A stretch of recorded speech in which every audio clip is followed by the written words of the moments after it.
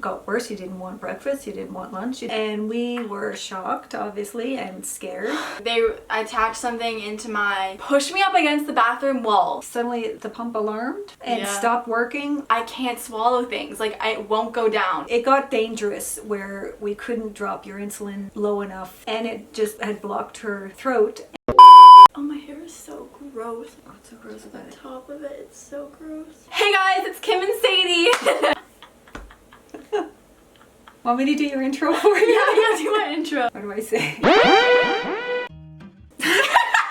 Don't put that in there. I'm leaving right now. So I'm gonna be telling some stories that you guys have never heard before from me about me getting diagnosed with diabetes, some interesting and kind of scary situations that I've had. You probably would never expect me to have gone through some of these things or be telling them on my channel, but I'm excited. You have to do that thing right again. Okay. I have type 1 diabetes and I've had it since I was 3. So let's tell a super fun story about how I got diagnosed with it.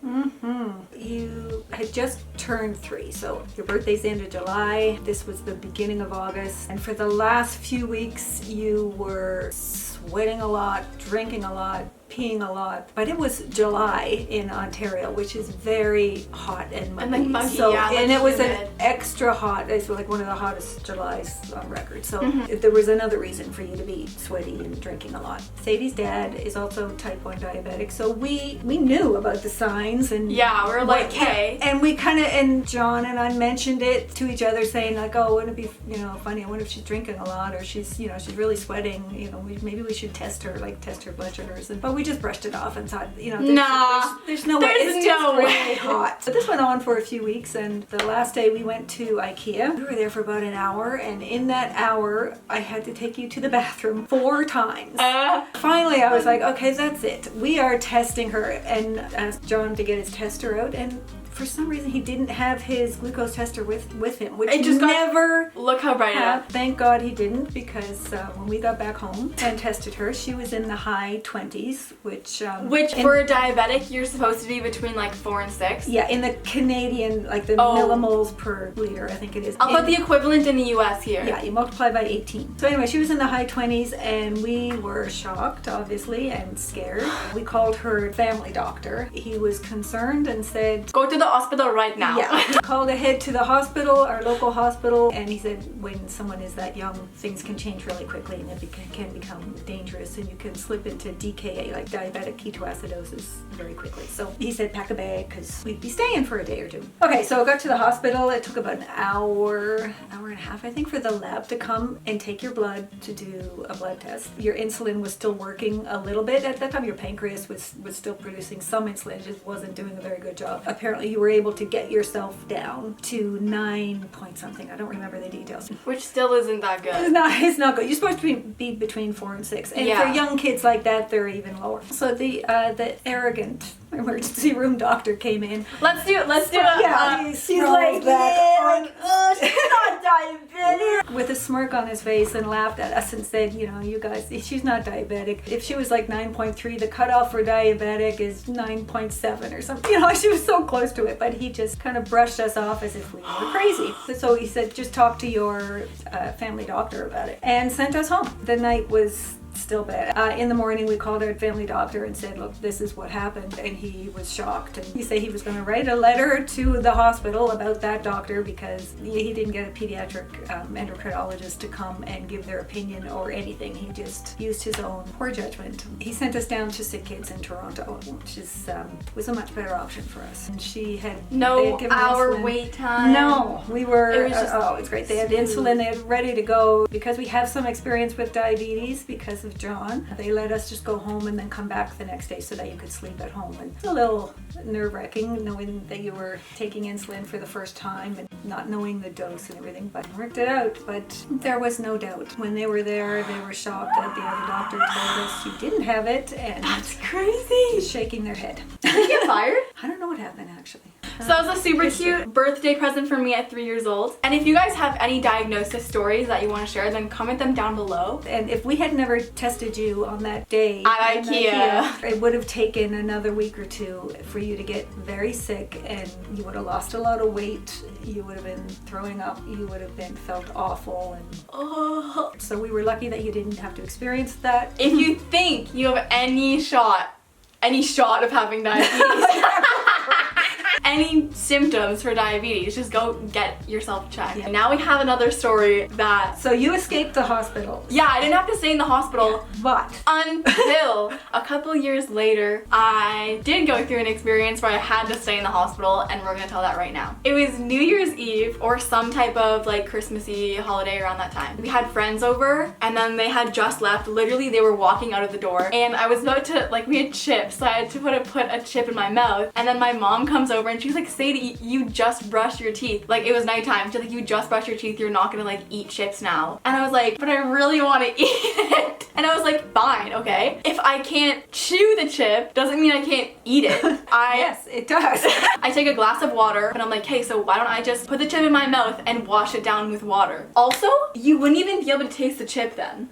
It would just taste down like water. So I tried to wash down the chip. The chip got stuck in my throat. It was big and it went down that way. It was like here. So it was blocked. She tried to drink water and the water just came back out. Like it couldn't even get down. Surprise! And then she knows the Heimlich maneuver, so you did that on me. I saved your life. It successfully came out in like very quickly, and then I was traumatized. From that moment on, I refused to eat. Well, you were saying you were having trouble swallowing. Like suddenly, like you said, I can't swallow. You wouldn't eat. You were complaining that you couldn't swallow, and it was more just an anxiety thing. It was a like post-traumatic. Yeah, I thought there was something wrong with my throat. Yeah, you couldn't drink anything. As a diabetic, you need to eat. If you have insulin and you don't have food, then your blood sugar will go low and into a coma and death. It got worse. You didn't want breakfast. You didn't want lunch. You tried to eat something. You take something, you nibble it, and then you'd spit it out again, like, or you chew it and then you'd spit it out, like, so that you get the flavor in your mouth, but you wouldn't swallow anything. So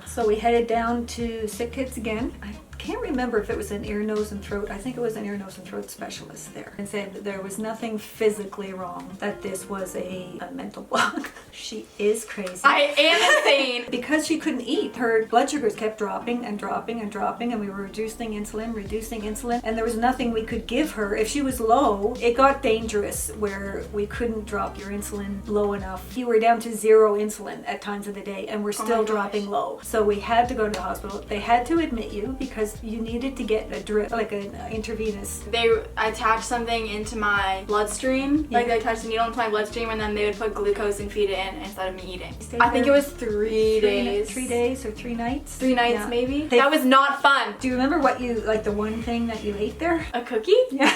It took her about 2 hours. I nibbled on the cookie. She would nibble a tiny little piece and wash it down with water. I was tricking myself to be like, I can't swallow things. Like, I won't go down. So I ate the cookie. Didn't we see another therapist? Part of the problem there was we asked to see a psychologist or a psychiatrist there at Sick Kids, and it took her like 2 days to get there. Like, I guess we weren't a priority. So by the time the advice she gave us ended up being completely wrong. At that time, you had started drinking, and you could drink those Pediasure, like those like meal replacement things. So they sent us home with, I think, a case of those. And so we got home and talked to a different psychologist, and she had fantastic advice, which worked. Like, round of applause. The first advice we got was to, if Sadie ate anything, to make, woo, you ate something, make a big deal out of it. And that didn't work. No, it made me want to do it less. The other psychologist said, no, that is exactly the wrong thing to do. You should do exactly the opposite. Ignore her. And if she starts nibbling on something, just ignore her. So we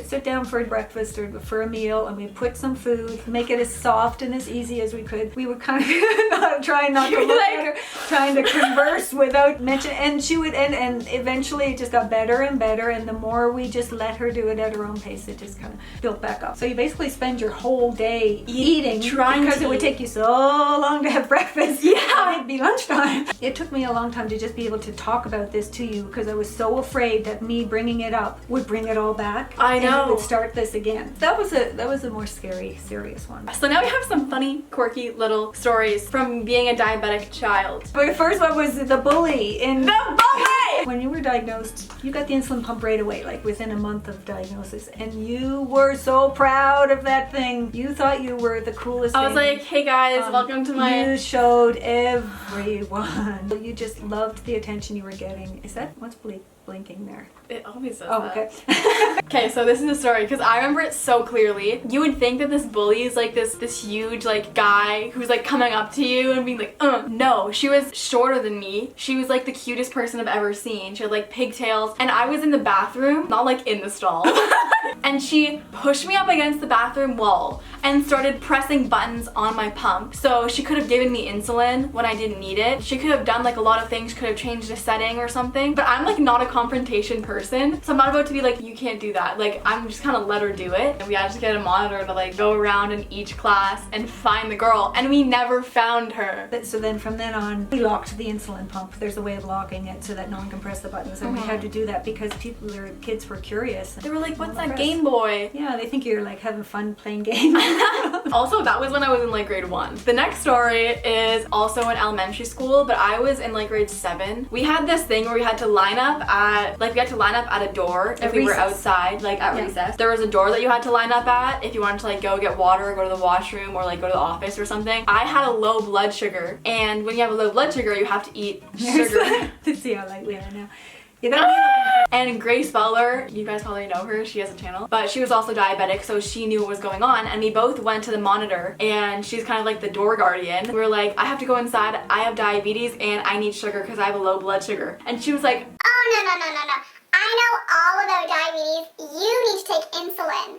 and I was like, actually wrong. That's the opposite of what I need to do because insulin makes you go lower. So I was like, that's the opposite of what I need. Like, I need to eat sugar. I'm type 1 diabetic. I'm low. I explained this like 3 times and she literally wouldn't back down. And I'm like, she thought you were just using an excuse to yeah, get she was into like, the school. Exactly, because like everyone wants to go inside. She didn't let me go. I was low all recess. Obviously, once again, I'm not the type of person to like stand up to an adult and be like, actually you're wrong, and then just walk in. Like, I should have just walked in. I told my parents or something, and then they had to have a stern talking. But then after, she was like, You've had pump issues and... oh, the pump dying at the airport. Oh, gosh.